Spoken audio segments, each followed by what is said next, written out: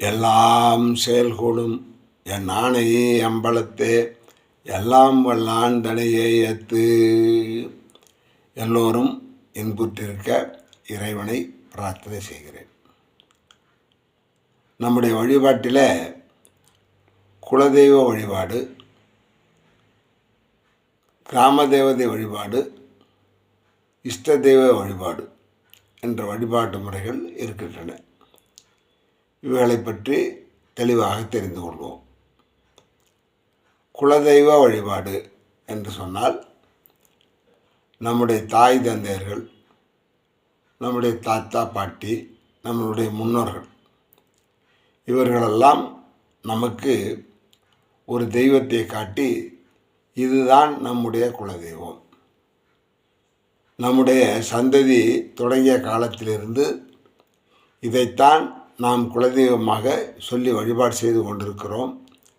அந்த அடிப்படையில் இதுதான் குலதெய்வம் என்று நம்மளுடைய முன்னோர்கள், அப்பா அம்மா, தாத்தா பாட்டி, அவர்களுக்கு முந்தையவர்கள் எல்லோரும் நம்முடைய அப்பா அம்மாவுக்கு சொன்னார்கள், தாத்தா பாட்டிக்கு சொன்னார்கள், அவர்களும் நமக்கு சொல்லியிருக்கிறார்கள்.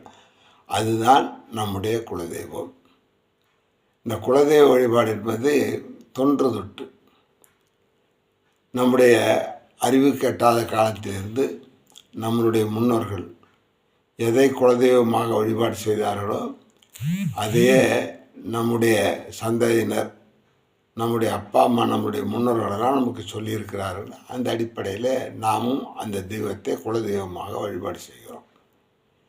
இந்த இடத்துல ஒரு சின்ன சிந்தனை. ஒரு பெண்ணானவள் குலதெய்வ வழிபாடு செய்கிற நேரத்தில் அந்த பெண்ணுக்கு திருமணமாகி அடுத்த வீட்டிற்கு செல்கின்ற வரை இந்த குலதெய்வம் ஒன்றாக இருக்கும். அப்பா அம்மாவும் எந்த குலதெய்வத்தை வழிபாடு செய்தார்களோ அதே குலதெய்வம் அவளுக்கும் வழிபாடாக இருக்கும். அதே நேரத்தில் திருமணமாகிய பிற்பாடு அந்த குழந்தை புகுந்த வீட்டிற்கு செல்கின்ற நேரத்தில் அந்த புகுந்த வீட்டிற்கு என்ன குலதெய்வம் இருக்கிறதோ அதே தெய்வம் அவளுக்கும் குலதெய்வமாக அமையும் என்பதை தெரிந்து கொள்ள வேண்டும். இது ரொம்ப முக்கியம். அதனால் இந்த குலதெய்வ வழிபாடு என்பது தொன்று தொட்டு நம்மளுடைய முன்னோர்களால் வழிபாடு செய்யப்பட்டு நமக்காக நம்முடைய முன்னோர்கள் வழிபாடு செய்ததை நம்மிடம் எடுத்து சொல்லி நாமும் இதை செய்ய வேண்டும் என்று சொல்லி வழிபாடு செய்யக்கூடிய வழிபாடு குலதெய்வ வழிபாடு. நல்ல காரியங்கள், சுபகாரியங்கள், அதாவது படித்தல், வீடு வாங்குதல், திருமணம் செய்தல், இது போன்று எந்த நல்ல காரியங்கள், சுபகாரியங்கள் நடந்தாலும் முதலில் அந்த காரியங்களை தொடங்குவதற்கு முன்னால் நாம் என்ன செய்ய வேண்டும்? குலதெய்வத்தை வழிபாடு செய்து அதனுடைய வாழ்த்தை, ஆசீர்வாதத்தை நாம் பெற வேண்டும். இது ரொம்ப ரொம்ப முக்கியம். இது குலதெய்வ வழிபாடு. எல்லோருக்கும் குலதெய்வம் ஒன்றாக அமைவது கிடையவே கிடையாது. அடுத்தது கிராம தேவதை வழிபாடு. அது என்ன கிராம தேவதை வழிபாடு அப்படின்னு சொன்னால், நாம் எந்த இடத்தில் இருக்கின்றோமோ அந்த இடத்தில் இருக்கின்ற பிரதான தெய்வம், பிரதான மூர்த்தி, பிரதான கடவுள் கிராம தேவதை என்று அழைக்கப்படும். உதாரணமாக ஒருவர் ஒரு ஊரிலிருந்து இன்னொரு ஊருக்கு செல்கிறார். அது திருமணமாகவோ, வியாபாரமாகவோ, படிப்பாகவோ, வேலை நிமித்தமாகவோ செல்கின்ற பொழுது அந்த இடத்துல எந்த தெய்வமானது பிரசித்தமான தெய்வமாக இருக்கிறதோ, கிராம தேவதையாக இருக்கிறதோ அதே நாம் என்ன செய்ய வேண்டும்? வழிபாடு செய்ய வேண்டும். அதுதான் கிராம தேவதை வழிபாடு. இதில் ஒன்றை புரிந்து கொள்ள வேண்டும். நாம் பிறக்கின்ற நேரத்தில் இன்றைய வாழ்க்கை முறையில் ஒரு குழந்தை பிறந்து விட்டால் அந்த குழந்தையினுடைய பிறப்பை என்ன செய்ய வேண்டும்? பதிவு செய்ய வேண்டும். எங்கே பதிவு செய்ய வேண்டும் அப்படின்னு சொன்னால், பஞ்சாயத்து அலுவலகம் அல்லது நகராட்சி அலுவலகம் அல்லது மாநகராட்சி அலுவலகம், இந்த இடத்திற்கு சென்று அப்பா அம்மா பெயரை சொல்லி அந்த குழந்தையினுடைய பெயரையும் சொல்லி நாம் என்ன செய்ய வேண்டும்? அந்த அலுவலகத்தில் பதிவு செய்ய வேண்டும். அப்பொழுதுதான் அந்த பதிவானது உறுதி செய்யப்படும். அந்த மாதிரி அந்த கிராம தேவதை என்ன செய்யும்? நம்முடைய வழிபாட்டினை ஏற்று நாம் என்ன செய்கிறோமோ, என்ன செய்து கொண்டிருக்கிறோமோ, என்ன செய்ய போகின்றோமோ அதற்கெல்லாம் உற்ற துணையாக அது வந்து நிற்கும். அப்போ குலதெய்வம் என்ன செய்யும் அப்படின்னு சொன்னால், இந்த குலதெய்வத்தை நாம் வழிபாடு செய்கிற காலத்தால் அந்த இடத்தில் இருக்கின்ற கிராம தேவதையிடம் அந்த குலதெய்வம் என்ன செய்யும், என்னுடைய வாரிசு, என்னுடைய குடும்பத்தைச் சேர்ந்தவர், என்னுடைய வழிபாட்டைச் சேர்ந்தவர், அதனால் இவருக்கு நீங்கள் நல்லா செய்ய வேண்டும் என்று சொல்லி அவரிடம் சொல்லும். அதனால் கிராம தேவதை என்பது நாம் எந்த இடத்தில் வாழ்ந்து கொண்டிருக்கிறோமோ, முன்னாடி சொன்ன மாதிரி வேலை விஷயமாகவோ படிப்பாகவோ அல்லது மாற்றலாகவோ சம்பாத்தியத்திற்காகவோ வேறு ஊருக்கு செல்கின்ற நேரத்தில் அந்த இடத்துல இருக்கின்ற தெய்வம் கிராம தேவதை அதுதான் மிக மிக முக்கியம். குலதெய்வம் எவ்வளோ முக்கியமோ அதே மாதிரி நாம் வாழ்கின்ற தெய்வம் இருக்கின்ற இடத்துல இருக்கின்ற கிராம தேவதையும் முக்கியம். இது கிராம தேவதை வழிபாடு. மூன்றாவது இஷ்ட தெய்வ வழிபாடு. இன்றைக்கி ஜாதகம் பார்க்குறோம். உங்களுக்கு இஷ்ட தெய்வம் முருகன், உங்களுக்கு இஷ்ட தெய்வம் பிள்ளையார், உங்களுக்கு இஷ்ட தெய்வம் திருவண்ணாமலை இருக்கின்ற சிவபெருமான், இப்படி சொல்லி இல்லை என்றால் அம்பாள் என்று சொல்லி நம்மளுடைய ஜோதிடர்கள் சொல்லுகிறார்கள். அதே மாதிரி நாம் என்ன நினைக்கிறோம், இந்த இடத்துல இதற்காக செல்லுகின்றோம், இந்த காரியங்கள் நலமாக முடிய வேண்டும், என்னுடைய வாழ்க்கையில் சுபிட்சம் மங்களம் சுகம் ஏற்பட வேண்டும், நல்ல காரியங்கள் நடைபெற வேண்டும் என்பதற்காக நாம் ஏதாவது ஒரு தெய்வத்தை கும்பிடுகின்றோம். அந்த தெய்வத்தினால் நமக்கு அனுகூலம் கிடைக்கின்ற பொழுது அது நமக்கு இஷ்ட தெய்வமாக மாறுகிறது.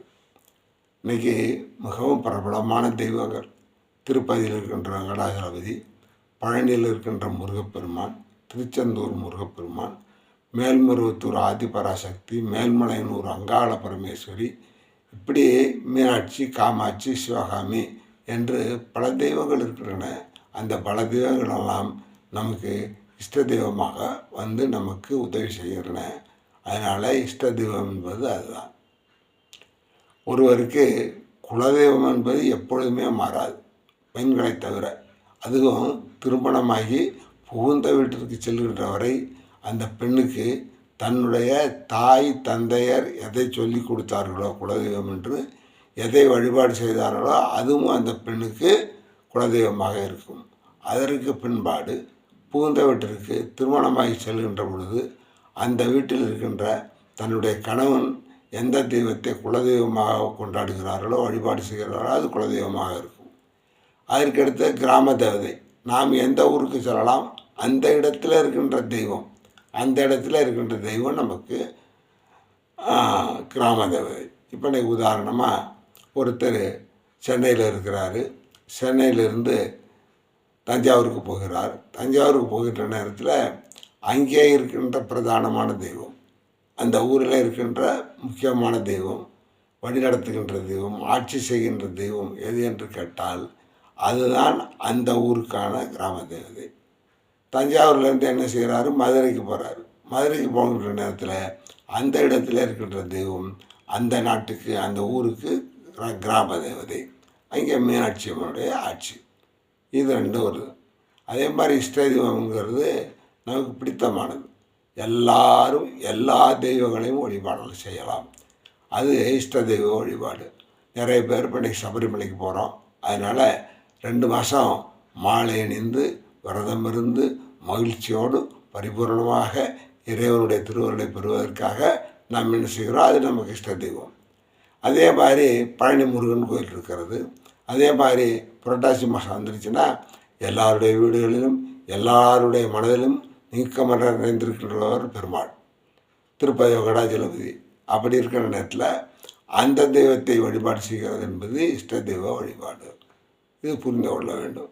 இஷ்ட தெய்வம் எவ்வளவாக இருக்கலாம், நிறைய இருக்கலாம், பல தெய்வங்களாக இருக்கலாம், நிறைய வழிபாடுகளை செய்யலாம், நிறைய விரத முறைகளை கைப்பிடிக்கலாம். ஆனால் என்னென்னா அது இஷ்ட தெய்வம். இஷ்ட தெய்வம் தான் பெரும்பாலும் எல்லாருக்கும் ஆனந்தத்தை கொடுக்கும். காரணம் என்னென்னா குலதெய்வ வழிபாடு நம்மை வழிநடத்தும், கிராம தேவையிடமும் நம்முடைய பிரார்த்தனைகளை கொண்டு சேர்க்கும். அதே மாதிரி இஷ்ட தேவதையிடமும் நம்முடைய பிரார்த்தனை கொண்டு சேர்க்கும். இன்றைக்கி உதாரணமாக ஒருத்தருக்கு குலதெய்வம் என்ன அப்படின்னு சொன்னால், அடியானுக்கு இப்போ குலதெய்வம் என்று சொன்னால் பனையூர் காமாட்சி அம்மன். அதாவது புதுக்கோட்டை மாவட்டத்தில் அரிமளம் தாலுக்காவில் கீழப்பனையூர் என்ற ஊரில் இருக்கின்ற காமாட்சி அம்மன் என்னுடைய குலதெய்வம். இந்த குலதெய்வத்தை விட்டு நான் என்ன செய்கிறேன், சென்னைக்கு செல்கிறேன். சென்னையில் இருக்கின்ற பொழுது நான் இருக்கின்ற பகுதி குரம்பேட்டை என்று சொன்னால், அந்த இடத்துல எந்த தெய்வம் இருக்கிறதோ அது கிராம தேவதை. அந்த கிராம தேவதையிடம் என்னுடைய குலதெய்வம் என்ன செய்யும், இவன் என்னுடைய வாரிசு, என்னுடைய வழிபாட்டில் உள்ளவன், என்னுடைய பிள்ளை, அதனால் அவனை நன்றாக வளமாக நலமாக வைத்து கொள்ள வேண்டும், பாதுகாப்பாக வைத்து கொள்ள வேண்டும். அப்படி பிரார்த்தனை செய்து அம்பாள் என்ன செய்யும், அந்த தெய்வத்திடம் சொல்லும். அதே மாதிரி இஷ்ட தெய்வத்தை கோரிக்கை. நம்ம சபரிமலைக்கு போனாலும் சரி, முருகனுடைய பழனிக்கு பாத யாத்திரை செஞ்சால் போனாலும் சரி, முதல்ல என்ன செய்யணும், விரதம் தொடங்குகின்ற பொழுது முதலில் நம்முடைய குலதெய்வத்தை வழிபாடு செய்து குலதெய்வத்தினிடமிருந்து அனுமதி பெற வேண்டும். அப்படி அனுமதி பெற்ற பிற்பாடு தான் நாம் என்ன செய்ய வேண்டும், அந்த இஷ்ட தெய்வ வழிபாட்டை தொடங்க வேண்டும். அது சபரிமலையாக இருந்தாலும் சரி, மேல்மருவத்தூர் ஆதிபராசக்தியாக இருந்தாலும் சரி, அலங்கால பரமேஸ்வரியாக இருந்தாலும், அல்லது ராமேஸ்வரத்துக்கு போனாலும் சரி, கன்னியாகுமரிக்கு போனாலும் சரி, எந்த இடத்துக்கு போனாலும் நாம் விரதத்தை தொடங்குவதற்கு முன்னால், மாலை அணிந்து விடுவதற்கு முன்னால் நாம் என்ன செய்யணும், நம்மளுடைய குலதெய்வத்தை வழிபாடு செய்து வணங்கி அவங்களுடைய ஆசீர்வாதம் பெற வேண்டும். இது ரொம்ப முக்கியம். அதே மாதிரி இந்த இஷ்ட தெய்வ வழிபாட்டை சொல்லிட்டோம். இஷ்ட தெய்வ வழிபாடு எத்தனை நாள் இருக்கலாம், ஆனால் ஒருவருக்கு ஒன்று தான் குலதெய்வமாக இருக்க முடியும். அதே மாதிரி ஒரு ஊருக்கு ஒரு தெய்வம்தான் கிராம தேவதையாக இருக்க முடியும். பல தெய்வங்கள் இருப்பதற்கான வாய்ப்பு இல்லை. இன்றைக்கி உதாரணமாக இன்றைக்கி ஆட்சி நடைமுறை என்று பார்க்கின்ற பொழுது ஒரு ஊருக்கு ஒரு விஓ இருப்பார், ஒரு ஊருக்கு ஒரு தாசில்தார் இருப்பார். அந்த தாசில்தார் அந்த ஊரை மட்டும் கவனிப்பார். அதே மாதிரி அந்த கிராமத்தில் இருக்கின்ற விஓ அந்த கிராமத்திற்கான அதிகாரி. ஆனால் அவர்கள் மற்ற இடத்திற்கு என்ன செய்ய முடியாது, இந்த அவர்களுடைய அதாவது பதவியையோ அல்லது கடமையையோ செய்ய முடியாது. அதே மாதிரி சிபாரிகளோ செய்ய முடியாது. இதை நம்ம ரொம்ப உணர்ந்துக்கிறணும். அதே நேரத்தில் இஷ்ட தெய்வ வழிபாடுங்கிறதுல அதே மாதிரி தான். இன்றைக்கி குலதெய்வ வழிபாடு அப்படின்னு சொல்ல போனோம்னா, மதுரை இருக்கிறது, மதுரை சுற்றி நிறைய இடங்கள் இருக்கிறது. அதில் மதுரை மீனாட்சி அம்மன் குலதெய்வ வழிபாடு சில பேருக்கு. அதே மாதிரி மதுரையில் இருக்கின்ற பாண்டிமுனீஸ்வரர் சில பேருக்கு குலதெய்வ வழிபாடு. அதே மாதிரி மதுரைக்கு பக்கத்தில் அழகர் கோயில் இருக்கிறது. 18ஆம் படி கருப்பசாமி என்பது மிக மிக பிரசித்தமான ஒரு தெய்வம். அதற்கு நிறைய பேர் குலதெய்வ வழிபாடு செய்கிறார்கள். குலதெய்வம் அவர்களுக்கு. இந்த குலதெய்வத்தில் பல பேருக்கு பல இனத்தவருக்கு பல அதாவது ஜாதியினருக்கு கூட சொல்லலாம், அது பொருத்தமாக இருக்காது. இருந்தாலும் சொல்ல வேண்டிய நிர்பந்தம். அவர்களுக்கெல்லாம் ஒரு தெய்வம் குலதெய்வமாக இருக்கலாம். இன்றைக்கி நான் முன்னாடி சொன்ன மாதிரி அடியேன் புதுக்கோட்டை மாவட்டத்தில் அரிமளம் தாலுக்காவில் இருந்த கீழப்பனையூர் என்ற கோவிலில் இருக்கின்ற காமாட்சி அம்மன் எனக்கு குலதெய்வம். அந்த குலதெய்வ வழிபாட்டுக்கு போகிற இடத்துல அங்கே பார்த்தோம்னா ஒவ்வொரு ஊரிலிருந்தும் ஒருவர் இருக்கிறார். அவர்களும் என்ன செய்கிறார்கள், இதுதான் எனக்கு குலதெய்வம் என்று சொல்லுகிறார்கள். காரணம் என்னென்னா, முன்னாடி சொன்ன மாதிரி வேலைவாய்ப்பு, படிப்பு, நம்மளுடைய வாழ்க்கை முறையில் தொழில், இவைகளுக்காக நம்ம இடம்பெற்றிருக்கின்றோம். இன்றைக்கி புதுக்கோட்டை மாவட்டம், காரைக்குடி, சிவகங்கை மாவட்டம், அடுத்தது தஞ்சாவூருடைய சில பகுதி, இந்த பகுதிகளெல்லாம் வல்லம்ப சமுதாயம் மிகவும் ஒரு அற்புதமான சமுதாயம், ஒற்றுமையான கட்டுக்கோப்பான சமுதாயம். அவர்களுக்கெல்லாம் கீழாநிலைக்கோட்டையிலே இருக்கின்ற செண்பக சாத்தார், மாங்குடி சாத்தார் போன்ற தெய்வங்கள் குலதெய்வங்கள். இந்த குலதெய்வ வழிபாட்டை பார்க்கணும் அப்படின்னு சொன்னோம்னா, மகா சிவராத்திரி மாசி மாதத்தில் வருகின்ற மகா சிவராத்திரி பார்த்தோம்னா, இந்த வல்லப சமுதாயத்தை சேர்ந்த பெருமக்கள் எந்த ஊரில் இருந்தாலும் என்ன செய்கிறார்கள், அங்கங்கே வந்து தங்களுடைய குலதெய்வ வழிபாட்டை செய்துவிட்டு செல்கிறார்கள். அதனால் குலதெய்வ வழிபாடுகிறது என்ற நேரம் மாறாது. ஒரு குலதெய்வம் மற்ற இனத்தவருக்கு குலதெய்வமாக இருக்கலாம். காரணம் என்னென்னா, காலச்சூழ்நிலை இடம்பெயர்ந்து சென்ற காரணங்களால் நாம் என்ன செய்கிறோம், அந்த குலதெய்வ வழிபாட்டை அப்படி வைத்துக் கொள்கிறோம். குலதெய்வ வழிபாடு எப்படி செய்வது என்று சொன்னால், நம்முடைய தாய் தந்தையர்கள் அவர்களுக்கு அவர்களுடைய தாய் தந்தையர்கள் அவர்களுக்கு அவர்களுடைய தாய் தந்தையர்கள் எப்படி கை காட்டினார்களோ, எந்த தெய்வத்தை காட்டினார்களோ அதுதான் குலதெய்வம். இதை நம்ம யோசிக்கணும். இஷ்ட தெய்வம் எதுவாக இருக்கலாம். அநேகத்தில் குலதெய்வம் என்பது ஒன்று தான் எப்பொழுதும் இருக்கும். அதே இது பெண்களாக இருந்தால் திருமணம் செய்து புகுந்த வீட்டிற்கு செல்கின்ற வரை அதற்கு முன்னால் தன்னுடைய தந்தை தாய் எந்த தெய்வத்தை குலதெய்வமாக வழிபட்டார்களோ அதை வழிபாடு செய்வார். அதே நேரத்தில் திருமணத்துக்கு பின்னாடி கணவரும் தன்னுடைய மாமனார் மாமியாரும் அந்த வீட்டில் இருக்கின்ற முன்னோர்களும் எந்த தெய்வத்தை குலதெய்வமாக வழிபாடு செய்தார்களோ அதுதான் அவர்களுக்கு குலதெய்வம் என்று சொல்லி, இஷ்ட தெய்வம் என்பது எத்தனையோ தெய்வம் இருக்கலாம். இஷ்ட தெய்வத்தை எப்படி வழிபாடு செய்யலாம். இஷ்ட தெய்வத்திற்கு எண்ணிக்கை கிடையாது.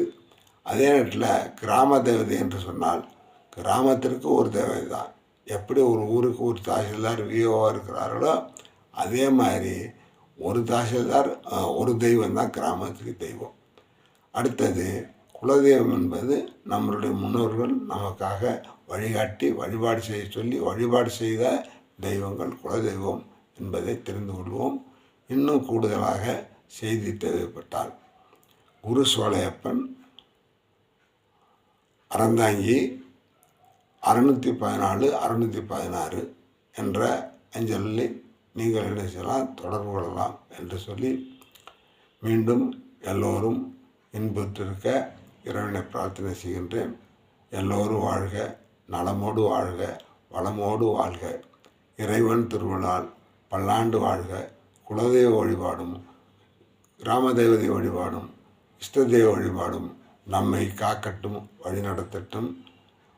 எல்லோருக்கும் எங்களுடைய பணிவான அன்பான வணக்கங்கள்.